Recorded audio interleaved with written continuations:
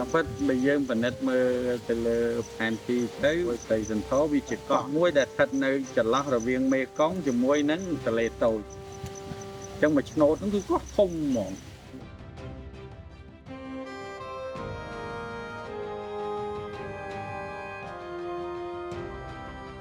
បន្ទាប់ពីបានស្វែងយល់ពីប្រវត្តិសាស្ត្រនៃទឹកដីខេត្តកំពង់ចាមកាលពីសប្តាហ៍មុនសប្តាហ៍នេះយើងនឹងបន្តដំណើរទៅកាន់ភូមិសាស្ត្រមួយទៀតដែលស្ថិតនៅចន្លោះខេត្តកំពង់ចាមនិងខេត្តកណ្ដាលតំបន់នេះគឺជាទីតាំងនៃរាជធានីបុរាណនាសម័យកណ្ដាលមួយហើយអ្វីដែលគួរឲ្យចាប់អារម្មណ៍នោះគឺឈ្មោះភូមិស្រុកជាច្រើនមានជាប់តាក់ទងនឹងរឿងព្រេងនិងព្រឹត្តិការណ៍ប្រវត្តិសាស្ត្រខ្មែរថែមទៀតផងថាតាអើយកោងមករវាអើយទីទៅនោះខាងខាងគឺដីខាងផ្នែកខាងនេះហើយនឹងមកខាងទៀតលវាទេមានន័យថាវាបានពាក់ព័ន្ធទៅនឹងរឿងនិទានបែបប្រវត្តិសាស្ត្រមួយគឺរឿងបាក់សីខាងក្រុងពីដើមបើនិយាយទៅនេះនៅខេត្តកំពង់ចាមជំនាន់ពជាយ៉ាតក្នុងប្រវត្តិសាស្ត្រមកគេហៅថារាជធានីទូបាសាន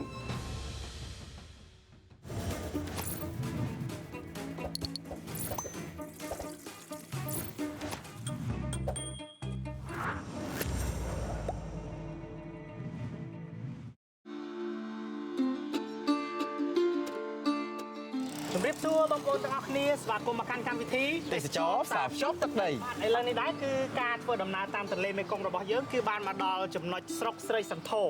បាទលោកគ្រូមានការអធិប្បាយអីខ្លះទេពីស្រុកស្រីបាទស្រុកស្រីសន្ធរបើយើងធ្វើដំណើរមិញហ្នឹងគឺយើងឃើញថាមានផ្ទះប្រជាជនច្រើនហើយមើលទៅគឺជីវភាពរបស់គេសំរុបណាហើយយើងឃើញមានផ្ទះសំណង់ថ្មច្រើនណាអញ្ចឹងមានន័យថាតើភូមិស្រុកហ្នឹងហេតុអីបានមានលក្ខណៈធំណាបាទធំហើយចម្រើនមែនទេឃើញថាហេដ្ឋារចនាសម្ព័ន្ធដូចជាផ្លូវថ្នល់ផ្លូវបេតុងហើយក៏ដូចជាសាលាស្រុកដូចជាមន្ទីរពេទ្យអីគឺថាធំខ្លាំងមែនទេក្រុងគេបាទហើយបើយើងគិតពីឈ្មោះស្រីសន្ធរណាគឺមានរឿងមួយដែលអ្នកស្រុកពាក់ព័ន្ធជាមួយនឹងរឿងស្រីសឈរបាទចំណុចនេះធ្លាប់ឮបាទគឺពាក់ព័ន្ធជាមួយនឹងរាជធានីខ្មែរមួយនៅទួលបាសានប៉ុន្តែទួលបាសានយើងឃើញថានៅក្នុងវត្តសាសក៏បាននិយាយពាក់ព័ន្ធជាមួយនឹងសុកសីសន្ធរពាក់ព័ន្ធរហូតទៅដល់ខេត្តព្រៃវែងខេត្តកណ្ដាលដែលនៅក្បែរគ្នាហ្នឹងណាបាទអញ្ចឹងហើយយើងក៏នឹងទៅមើលថាតើការរីកចម្រើននេះវាចាប់ផ្ដើមថ្មីឬមួយក៏វាបន្តតាំងពីអតីតកាលមកណានិយាយថាជាធម្មតាមនុស្សដែលរស់នៅតាមដងទន្លេមេគង្គគឺមានប្រវត្តិយូរលង់ណាស់អញ្ចឹងអាស្រ័យទៅលើភ័ស្តុតាងមួយចំនួនទៀតដែលយើងអាចបញ្ជាក់ថាអ្វីដែលចាស់ជាងភូមិស្រុកនេះទៀតនោះវាមានអីដែលនៅសេសសល់ណាតោះយើងទៅមើលទាំងអស់គ្នាបាទអញ្ចឹងបងប្អូនទាំងអស់គ្នាសូមអញ្ជើញទៅតាមដានទស្សនាជាមួយនឹងយើងខ្ញុំទាំងអស់គ្នាតោះយើង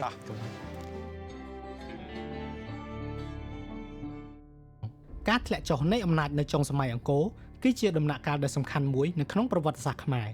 ដែលបណ្ដាលមកពីកត្តាចម្រុះរួមមាន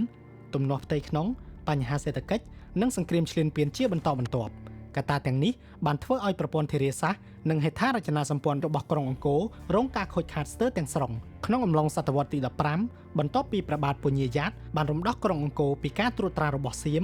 ទ្រង់បានសម្រេចព្រះតីលើករាជធានីមកតាំងនៅទួលបាសានមួយរយៈពេលខ្លីការជ្រើសរើសទួលបាសានជារាជធានីថ្មីមិនមែនជារឿងចៃដន្យឡើយព្រោះភូមិសាស្ត្រតំបន់នេះស្ថិតនៅចន្លោះទន្លេមេគង្គនិងទន្លេតូចដែលអំណោយផលសម្រាប់ការធ្វើកសិកម្មម្យ៉ាងទៀតទួលបាសានក៏ជាទីតាំងប្រវត្តិសាស្ត្រដែលមានមនុស្សរស់នៅតាំងពីសម័យមុនអង្គរនិងក្នុងសម័យអង្គរផងដែរបាទប្រិយមិត្តទាំងអស់គ្នាឥឡូវយើងបានមកដល់ទីតាំងដ៏ថ្មីមួយទៀតហើយគឺគេហៅថាប្រាសាទព្រះធាតុបារាយបាទអញ្ចឹងចង់ដឹងថានៅខាងក្នុង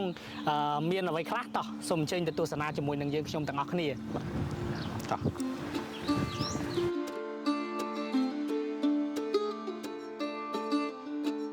ប្រាសាទនេះបើយើងបណ្ឌិតមើលយើងឃើញថាមានសំណង់ខាងមុខនេះជាខឿនមួយបាទណាប៉ុន្តែអីដែលយើងចាប់អារម្មណ៍យើងឃើញថាវាមានចម្លាក់ដែលហាក់ដូចជារប៉ាត់រប៉ាយដែលត្រូវបានរៀបឡើងវិញអីចឹងណាបាទអញ្ចឹងលោកគ្រូយើងអាចដឹងបានទេថាមើលពីរូបចម្លាក់នេះថាវានៅក្នុងអំឡុងសតវត្សទីប៉ុន្មានដែរប្រាសាទនេះយើងឃើញមាននៅសល់ផ្តែរនេះគឺ ជាបដិប្រហែលជាស្ថិតនៅក្នុងឡុងសតវត្សទី11ណា បាទ ទៅរចនាប័ទ្មនេះអាចចូលនៅក្នុងរចនាប័ទ្មឃ្លាំងអាចនៅក្នុងស្ពេលដែលអាចរៀបក្នុងរាជសូរ្យអាម៉ាន់ទី1ឬអីចឹងឬក៏ខុសគ្នាមួយស្ដេចពីរស្ដេចដែលនៅក្នុងអំឡុងពេលហ្នឹងឯង បាទបាទ អញ្ចឹងមានន័យថាយើងមើលទៅឃើញសំណង់ប្រាសាទនៅខាងនោះឃើញទេ បាទ ប៉ុន្តែកន្លែងនេះត្រូវបានសាងសង់ច្រើនដងមានន័យថាតួនាទីក្នុងអំឡុងសតវត្សទី11ហ្នឹងជាប្រាសាទដែលមានខឿនថ្មខាងក្រោមមេទ្វារអីចឹងទៅហើយមានឥដ្ឋ បាទ អញ្ចឹងមានន័យថាគ្រឿងបង្គំគេធ្វើពីថ្មភក់រួចហើយមានខ្លោងទ្វារមានអីទ្វារណាមានទ្វារដល់ទៅ2ណាអញ្ចឹងមានហោជាងមានផ្សេងចឹងក្រោយមកបានត្រូវបាក់ខូចខាតអញ្ចឹងបានយើងឃើញមានបំណែកនេះខ្ញុំដូចជាឃើញមានរូបនៅខាងនោះច្រើនណា បាទ ណា អូសតហូប សរុបឡានេះរឿងកោសមុទ្រទៅដល់គឺពាក់ព័ន្ធជាមួយនឹងព្រះវិស្ណុណានោះបំណែកផ្ដែមួយដែរណានេះរឿងព្រះគិស្ណៈត្រភ្នំកោវធន កោវធន ជាអវតារមួយរបស់ព្រះវិស្ណុដែរ បាទ អញ្ចឹងមានន័យថាយើងឃើញថាប្រាសាទនេះពាក់ព័ន្ធនឹងព្រះវិស្ណុនោះទី3អានេះប្រហែលជាហោជាងណា បាទ ត្រូវមានថ្មជាន់ផ្សេងទៀតនេះរឿងរាមកេរ្តិ៍ រៀមគេ ណា ហនុមាន នេះប្រហែលជាឈុតសុគ្រីពមួយពេលី បាទ ដែលជាពុកមាដូចជាពុកមាហនុមានអញ្ចឹងឆ្លោះគ្នាជាស្ដេចចឹងណាស្ដេចស្វា បាទ នោះមានស្វាពងផឹកទឹកឃ្លោកមួយទៀតណា បាទ អញ្ចឹងយើងគ្រាន់តែឃើញចម្លាក់នេះមានន័យថាវាហាក់ដូចជាមានការយកចិត្តទុកដាក់អញ្ចឹងប្រាសាទនេះគួរតែជាប្រាសាទព្រហ្មញ្ញសាសនាឧទ្ទិសថ្វាយព្រះវិស្ណុ បាទ តាមរយៈផ្ដែតាមរយៈរឿងរ៉ាវដែលមាននៅលើហ្នឹងណា បាត់នេះកំពុំឈប់ បាទនេះជាបំណែកនៃកំពូលប្រាសាទ បាទ បាទយើងឃើញមានមួយជាហៀងទីអត់ដឹងនៅខាងណានេះជើងតម្រចូលទៅប៉ុន្តែយើងឃើញមានថ្មនេះមួយដែរ បាទ បាទថ្មពួកនេះនៅសម័យអង្គរគេមិនសូវនិយមប្រើប្រហែលទេច្រើនតែមុនហ្នឹងបាទផោះតាំងដែលយើងឃើញហ្នឹងច្បាស់គឺសតវត្សទី11 ប៉ុន្តែភាគច្រើននៅកន្លែងផ្សេងអីការធ្វើបន្តរបស់ពួកគាត់ហ្នឹងគឺធ្វើត្រង់ត្រីដដែលឬក៏ជាថ្មីរបស់ខ្លួនឯងតែ វាធម្មតាខ្លះត្រូវបានបន្តខ្លះក៏ត្រូវបានធ្វើថ្មីដោយសារកន្លែងហ្នឹងត្រូវបានបាក់ឧទាហរណ៍វាបានខូចហ្មង បាទ ណាប៉ុន្តែវាបានបដូរតួនាទីយ៉ាងទៅណាដូចនេះចឹងគឺមុនជាប្រាសាទព្រហ្មញ្ញសាសនាហើយក្រោយមកខ្លាយទៅជាទីតាំងពុទ្ធសាសនាហើយមែនតើនៅតំបន់ទាំងអស់នេះគឺវាពាក់ព័ន្ធជាមួយនឹងរឿងទួលបាសាន តាំងពីជំនាន់ពជាយាតក្នុងប្រវត្តិសាស្ត្រមកប្រាសាទនេះគឺហៅថាប្រាសាទរាជធានីទូបាសាន អូបាទ រាជធានីទូបាសានណា បាទ រាជធានីទូបាសានគឺនៅកន្លែងនឹងហ្មងអត់មកក្នុងឆ្នាំ1431 បាទ 1431មកគិតមកដល់ឥឡូវហ្នឹងប្រហែលជាចង់600ជាងហើយមែនទេគាត់កែនពួលលើកធ្វើរាជធានីហ្នឹង បាទ បាទរាជធានីទូបាសានហ្នឹង បានកសាងរាជធានីទូបាសានឡើង គាត់មកនៅទីកន្លែងហ្នឹងទឹកវាលិចជ្រៅ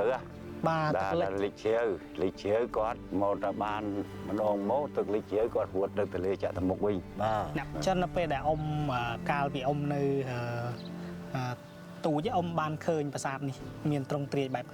នៅកាំងពីតូចមកហ្នឹងប្រាសាទហ្នឹង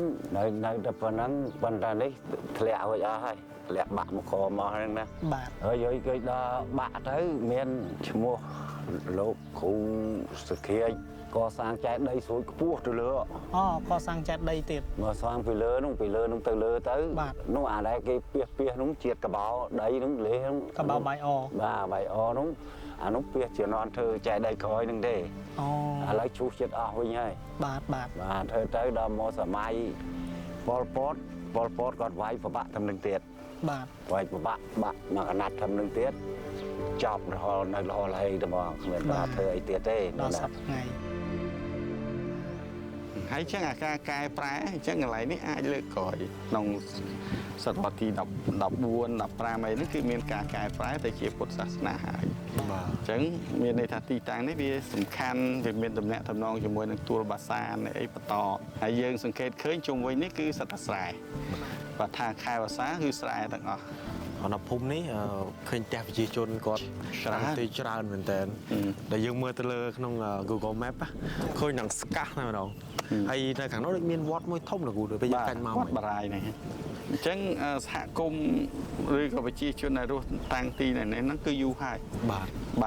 ហើយយើងគិតថាការដែលគេរស់នៅយូរដោយសារទីនេះវាមានស្រែខែវស្សានោះអាចមានត្រីមានអីចឹងការរស់នៅតាមដងទន្លេហ្នឹងគឺវាអំណោយផលដែរមិនឆ្ងាយពីទន្លេប៉ុន្មានតាមមើលតំបន់នេះណាបាទឥឡូវយើងមកដល់ប្រាសាទ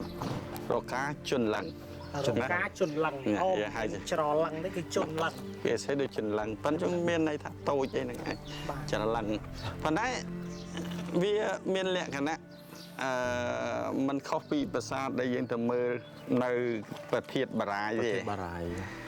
ប៉ុន្តែស្នាដៃនោះគឺស្ថិតក្នុងសតវត្សទី11នេះដូចគ្នាអូនេះផ្ដាបាទមានផ្ដាមានអីគឺដូចគ្នានៅនោះហើយគ្រាន់ថាអានេះវាបាក់បែកតិចជាងប៉ុន្តែរូបចម្លាក់នៅសល់តិចដែរវាមិនច្រើនប៉ុន្មានទេហើយដូចខាងនោះអញ្ចឹងយើងឃើញមានថ្មបាយក្រៀមទៅទេអញ្ចឹងវាបាត់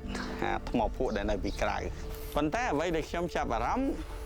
ប្រាសាទរកាចលឹងនេះវាស្ថិតនៅក្នុងឃុំរកាចលឹងណាហើយប្រធានបារាយស្ថិតនៅក្នុងឃុំបារាយមិញគល់គាត់វាស់មើលទៅប្រហែលជា30គីឡូបាទ30គីឡូម៉ែត្របើសិនយើងពិចារណាទៅលើការធ្វើដំណើរដោយអាទិគឺតែមួយថ្ងៃដល់បាទពីឃុំមួយទៅឃុំមួយហើយវាស្ថិតនៅមិនឆ្ងាយពីគ្នាទេណានៅលើកោះធំតែមួយហ្នឹងឯងបាទហើយបើយើងមើលទៅប្រាសាទនេះយើងថាមានតួអង្គមានតួដល់ទៅ3ប៉ុន្តែមានមួយខុសគេអញ្ចឹងមានន័យថាម៉េចមានន័យថាមុនប្រាសាទនេះមានអាចមានប្រាសាទនេះអូអញ្ចឹងវាជាភូមិឃុំចាស់រួចហើយបាទនៅតែមានបន្តការរស់នៅដល់ព្រះមហាក្សត្រមួយទៀតទៅគាត់បានកសាងអញ្ចឹងប្រាសាទតួប្រាសាទនឹងចាស់មកតង់ហើយមករស់នៅមកតង់ទៀតធ្វើថែមការរស់នៅគេបន្តគ្នាជួនកាលគេទៅបានភៀសខ្លួនបាត់ពីដើមនៅពេលដែលគេធ្វើសង្គ្រាមប្រទេសមួយធ្វើសង្គ្រាមគេគៀមនុស្សបាទអញ្ចឹងទៅកន្លែងខ្លះក៏ត្រូវបានបោះបង់ចោលហើយក្រោយមកមានការមករស់នៅឡើងវិញអូខេបាទអញ្ចឹងលោកគ្រូតោះយើងទៅទៀតទៅទីតាំងផ្សេងទៀត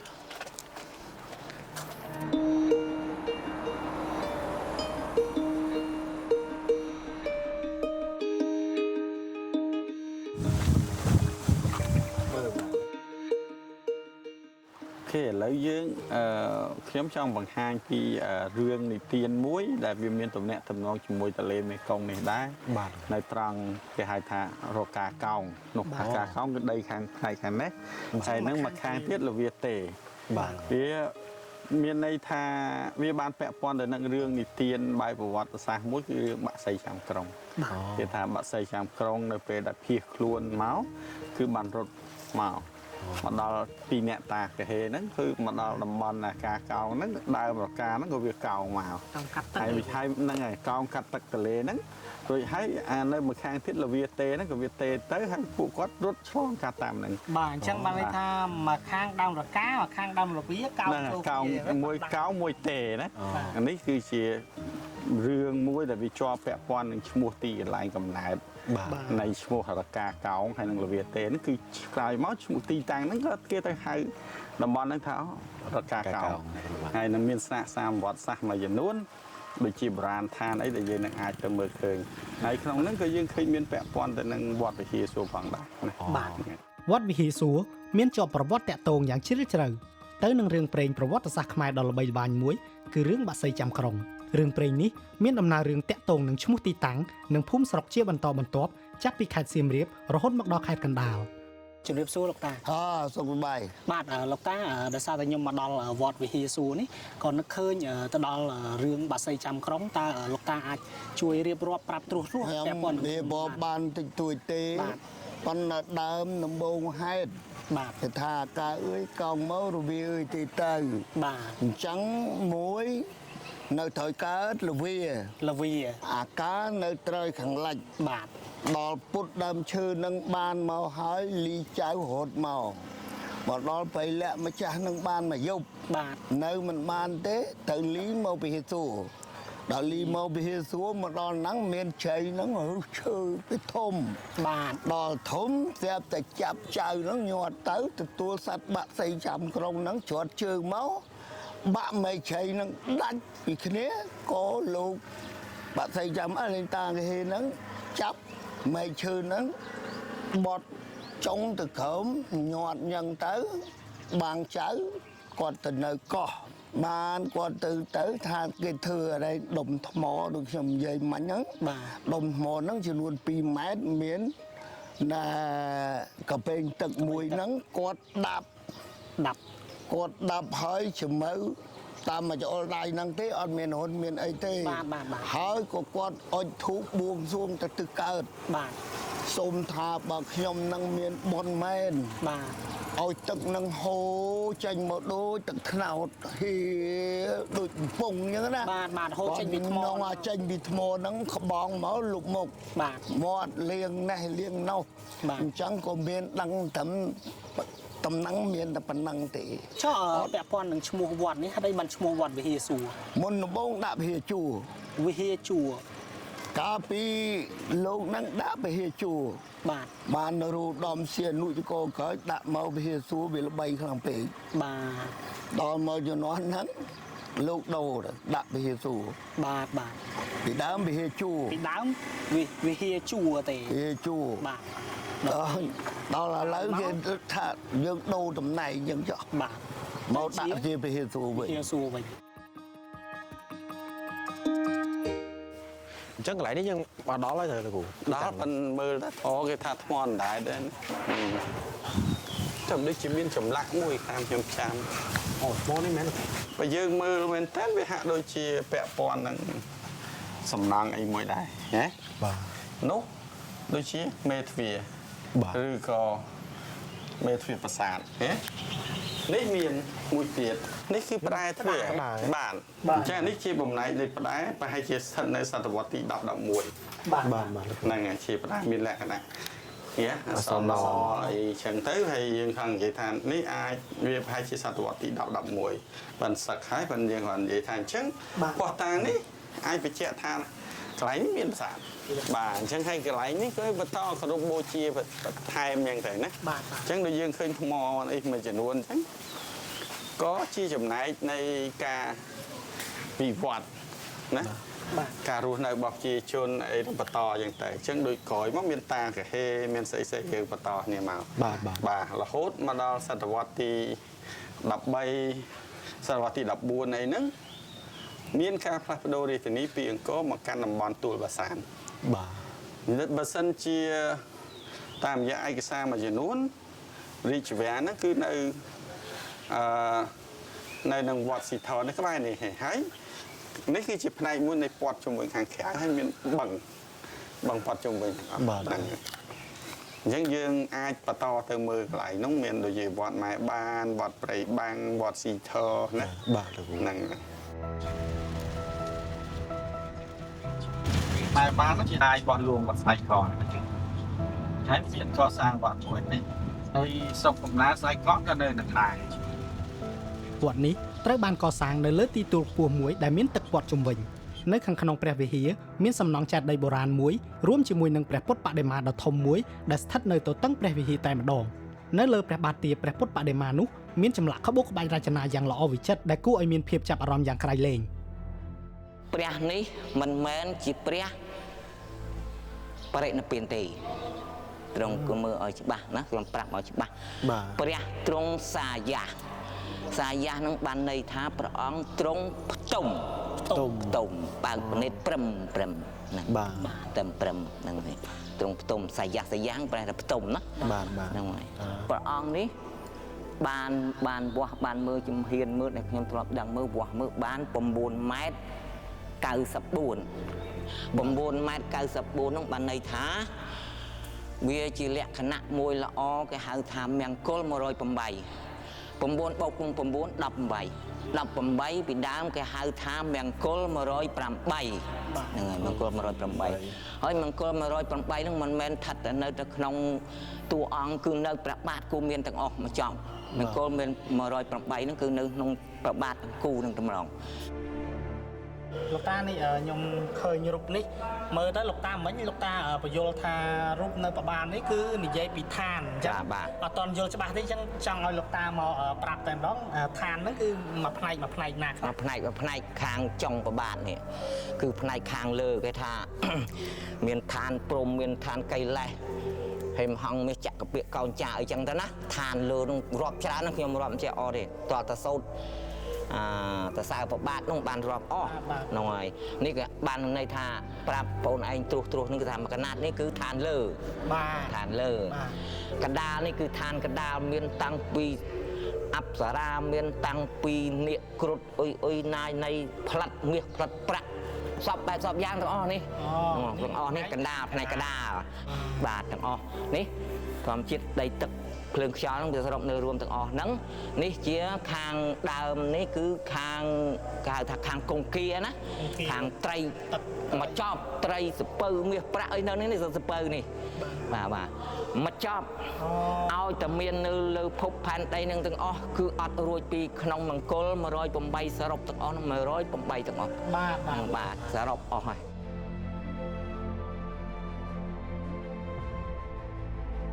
មួយទៀតចង់ជម្រាបសួរលោកតាដែរថាឈ្មោះវត្តនេះគឺចាប់ផ្ដើមមានតាំងពីពេលណាមកហើយហេតុអីបានវត្តឈ្មោះបែបហ្នឹងវត្តនេះគេហៅថាវត្តមហានិវេសថារាមគឺប្រធេរៈចាស់ដឹងពីចំនួនណាមកខ្ញុំអត់ទាន់ប៉ុន្តែគាត់ថាគាត់ឲ្យយើងប្រែទៅចឹងថាជាទីនៅរបស់ប្រធេរៈចាស់ហៅម៉ែបានចឹងហ្នឹងហូចម៉ែបានពនាមម៉ែបានវាជាប់តាក់តងដែលម៉ែបានហ្នឹងពីដើមឡើងកាលឯងបច្ចេកនេះឲ្យម៉ែបានហ្នឹងនៅទីនេះនៅមានកូន2កូន1ឈ្មោះនាងសមីបងគេនាងសទី2គឺកនហ្នឹងនាយកនហ្នឹងដំណើរក្រោយមកទៀតណាដល់ពេលចឹងទៅស្រីទៅគាត់នៅបាត់នោះស្ដាច់នោះទីតាំងនៅនោះនៅធរសងាយនេះគេហៅទូលបាសាហ្នឹងណាទូលបាសាហ្នឹងក៏បានដើរកំសាន្តមកឃើញនាងសនេះក៏ចាប់ចិត្តប្រតិបត្តិដើម្បីទៅដឹងយកទៅធ្វើមហេសីណាហើយបងនោះក៏ថាចង់អាណិតប្អូនឲ្យនៃនាយកនហ្នឹងទៅដល់ធ្វើជាគេហៅថាស្នេហាចំចិត្តមិនខាងយាមវាំងហ្នឹងណាហ្នឹងហើយដល់នៅជាមួយនឹងទៅទទួលថ្ងៃមួយស្ដេចនឹងយកសពឃើញថានាគនោះមករុំក្បាលមិនទេដល់នេះទៅអាអ្នកបារោហត់វាខឹងវាស្អប់ផងវាថាអូមានតកននេះកនឆ្នាំរោងដែរអានេះចង់ធ្វើគិតព្រះអង្គថ្ងៃណាក៏បានដែរតែពាក្យញុះញង់ហ្នឹងហើយធ្វើជាល្បិចធ្វើជាជាប់គល់អញ្ចឹងទៅដើម្បីឲ្យកនចុះទៅអានឹងទម្លាក់សំណាញ់សគ្រប់សកត់ឲ្យងាប់ក្នុងទឹកម្ដងបាទដល់កនហ្នឹងដឹងហើយដឹងថាអូបងប្រាប់អញថាគេនឹងស្លាប់អញក្នុងទឹកបឹងហ្នឹងដល់នេះគេបងសំណាញ់គេធ្វើទៅឈើទៅជាប់បាទកូនចុះទៅមួយចុះទៅដើម្បីនឹងដោះសំណាញ់គាត់ទៅមួយផ្លឹបចឹងទៅដូចថាវឹងទៅនោះទៅមានជាប់ហើយបានកផ្លោកមួយទូលមកបដោយតាមព្រែកមកជើងមកហ្នឹងមកបានទៅជាបកកតបនោះចាត់ដៃឪពុកម្ដាយនេះនៅជាឪពុកម្ដាយតហនស្អាតមែនទៅអត់ស្អាតអត់ពីដើមអត់ធំអត់ធំខុសពីអត់យើងធម្មតាហើយព្រំរូបព្រំខាងលើនោះព្រំនៅខាងលើផុតខាងលើនោះខាងលើកពូលនោះព្រំគឺធ្វើមានកដូចតែដេញនៅអង្គរវត្តអញ្ចឹងបាទដូចនៅបាយ័នដែរបាយ័នអញ្ចឹងដូចគ្នាហ្នឹងហើយស្អាតហ៎ពីដើមបើសិនយើងពិនិត្យមើលទៅលើតំបន់នេះហាក់ដូចជាកោះមួយរវាងទន្លេមេគង្គនិងទន្លេតូចចឹងអាតំបន់នេះគឺនៅកណ្ដាលជាប់មេគង្គមួយជាហៀងជាប់ទន្លេតូចមួយហៀងហើយវត្តស៊ីធរហ្នឹងគឺជាប់នឹងទន្លេតូចហើយមានបឹងច្រើនយ៉ាងទៅណាហើយផ្នែកទន្លេតូចហ្នឹងគឺជាដៃទន្លេមួយរបស់មេគង្គលើរួចហើយទីចេញនៅមេគង្គក្រោមហ្នឹងហើយម្ដុំអ្នកលឿងអញ្ចឹងដៃទន្លេតូចអញ្ចឹងមួយផ្នែកទៀតគឺនៅចិត្តទីក្រុងខេត្តពងចាមម្ដុំស្រុកសីថយហ្នឹងគឺចូលមកអញ្ចឹងមានន័យថាកោះមួយហ្នឹងវាជាតំបន់នៃទួលបាសាណាដែលយើងឃើញថារឿងរបស់ប្រជាជននៅនិយាយគ្នាយើងទៅមើលប្រាសាទប្រធានបារាយណាក៏ឃើញអ្នកចាស់ដែលនៅហ្នឹងគាត់និយាយពាក់ព័ន្ធនឹងទួលបាសាហ្នឹងដែរប៉ុន្តែបើសិនយើងសរុបមកវិញណាពីពងចាមហ្នឹងចុះតាមទន្លេតូចទៅដល់ មេកុងក្រមអាផ្នែកមួយនេះគឺជាកោះធំមួយដែលជាប់ទាំងស្រុកសីសន្ធរផងស្រុកសៃកដាលនេះផងហើយបន្តទៅដល់អ្នកលឿងបានដល់នោះគឺដីមួយជំនាញហ្នឹងគឺកោះធំមួយហ្នឹង អញ្ចឹងបងប្អូនបើសិនជាចង់ដឹងអំពីព័ត៌មានទីក្រុងមួយទៀតដែលយើងទៅគឺកុំភ្លេចតាមដានទស្សនាវីដេអូរបស់ពួកយើងនៅសប្តាហ៍ក្រោយទៀតអរគុណសូមជម្រាបលាជួបគ្នានៅសប្តាហ៍ក្រោយ បាយ